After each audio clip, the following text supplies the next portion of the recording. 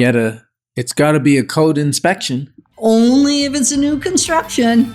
Moving forward with the Dekker Team. Moving forward together with the Dekker Team.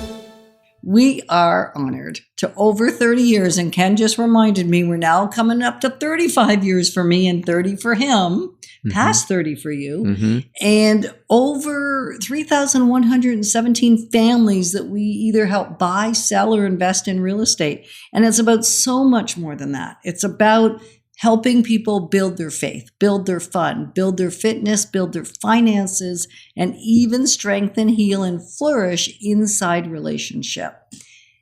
We're going to discover. We got some discovery going on here. When may it make sense to have a building inspection? And you may be surprised by some of the answers, is my little spoiler alert. That's good. The first one, which is obvious, is when you're purchasing a house. Yep. A resale. Yeah.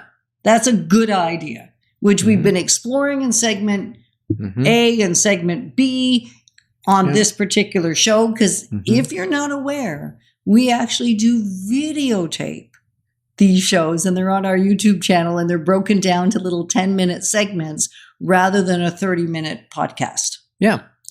And I think it's important to know that, you know, in the beginning, home inspectors, it was the Wild West. There were no certifications. There were no registration of home inspectors. And basically, it was contractors that started to get started to do inspections for people. And that was about 35, 40 years ago, which we talked about in a previous segment. Yeah. And it was okay.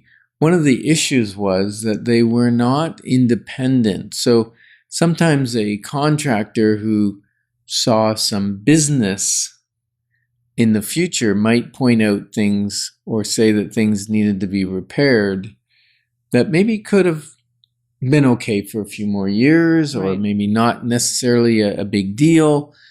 So that's why when we went to independent inspectors, it was great, because most inspectors, they don't have a business to repair anything. Most do not. Right? And that's what we talked about in the other segment about perspective or biases, right? If I know a lot about one thing, I may focus on that thing more as an inspector. And if I have the opportunity to get work out of it without even meaning to, I'm going to highlight more those things that I will probably benefit from. Yeah, it's possible. It's a risk. Yeah. So hence why it was great when the certifications came out. Yeah, so we recommend you get an inspector that's full-time, has some kind of a designation or registration of their business with an association of inspectors of some sort. I think it's called Apache or something is the short form. And that's an important piece, because not only do they have the training that's required to get that designation or that registration, they also have a certain number of inspections, paid inspections that they've done. And they have insurance. And they do have insurance. They have insurance in case something goes wrong, because it's not okay. And occasionally it's going to happen that something that's significant is missed. Yeah. Doesn't happen often, and it happens. So therefore, the inspectors have insurance, and so much better to have that than a relative or a friend or a contractor, because now you're going to want to hold them liable, but you can't. Exactly. So the other time you want to get an inspection is on new construction. Yeah.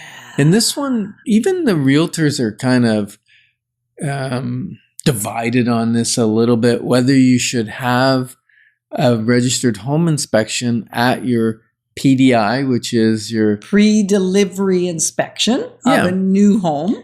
And I don't know if you've ever bought a new home, but when you buy a new home, there is a few days before closing, there's a pre-delivery inspection. And you go through with usually the site foreman or the management company, right? Yeah. And they're going to put little stickers or little green pieces of tape on where there's dents and where there's problems, Missing cracks, grout or a cracked nail grout pop or- or yep. something like that. What they're not doing is they're not going up in the attic to make sure the insulation is the right thickness and it's spread evenly. They're not opening up the electrical panel and making sure it's wired to code. Things of that nature. And whereas a home inspector will. Yes. So builders don't always love that, do they? They don't. And yet it's back to what I was saying in one of the other segments is it's insurance. Think of the $500 to $700 that you're spending as a insurance, I think maybe is a better word, assurance that what you think you're buying is actually what you're buying. So in this case, if it is for new construction, it is actually a code inspection, which is contrary to what is done when it's a resale inspection. Exactly. It's more safety and high ticket items for repair. Mm-hmm. And you might be saying, oh, this is going over my head a little bit, Ken and Yetta. We'd be happy to sit down with you and do a consult and see when it's the right time to get an inspection. Are you thinking of selling? Are you just staying? And we're going to hit some points soon on whether when you're staying, you still may want a home inspection. Remember, I said there'd be some Spoiler surprises. alert. Spoiler Yes. alert again. Yeah. And so if you're in your home, the third time you might want an inspection is when you're actually going to be putting your home on the market. And you want to know what there is to know about your house. Now, we did say that every inspector is going to inspect different things. It's not the final word. That doesn't mean they're going to find everything. And they ought to find the big ticket items. And the reason that's advantageous potentially, unless you've had us walk through and we've shared with you what things are potentially going to come up. So you get to decide here. If you have a trusted realtor that understands construction, you may choose not to spend the money, or you may choose to spend the money anyway, because again, it's assurance.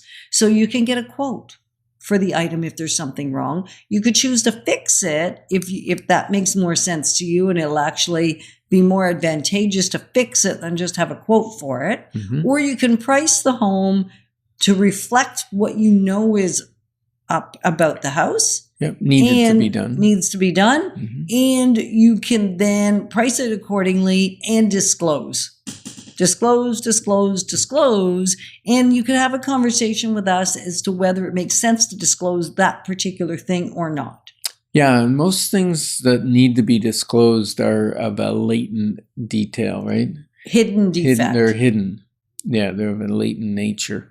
And so the beauty is we've even got a form for that now. We do. The Real Estate Association has created a form for sellers to disclose known defects in their home. So if you've done one of these inspections, then that's the form.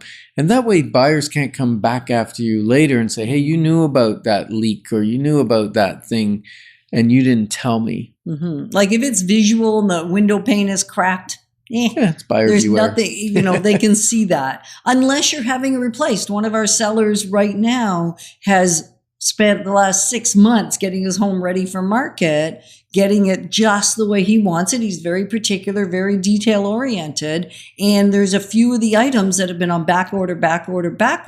So they haven't come in yet. So we're disclosing that those things are going to be done. Yeah. Now the fourth time is really for your own peace of mind, things that you want to get maintenance done on. And if you're not sure if it's the right time to get a building inspection, give us a call, 613-860-4663. And we're grateful that you joined us on Life's Inside Track, because when we move forward together, we've got this. Moving forward with the Dekker Team. Moving forward together with the Dekker Team.